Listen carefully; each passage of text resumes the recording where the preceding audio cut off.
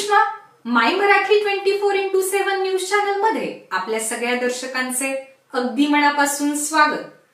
पाहूयात आता महत्त्वाची बातमी।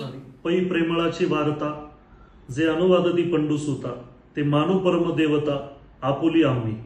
या ओवीप्रमाणे श्रीकृष्ण सांगतात की माझ्या प्रियजन भक्ताचा जो कोणी प्रचार आणि प्रसार करेल ते माझ्यासाठी दैवत आहे।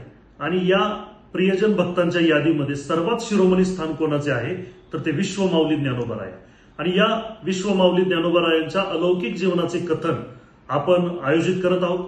दिनांक 24 एप्रिल 2024 रोजी ते 29 एप्रिल 2024 रोजी सायंकाळी 7 ते 9 या दरम्यान आपण माऊली चरित्र भावकथा आयोजित केलेली आहे।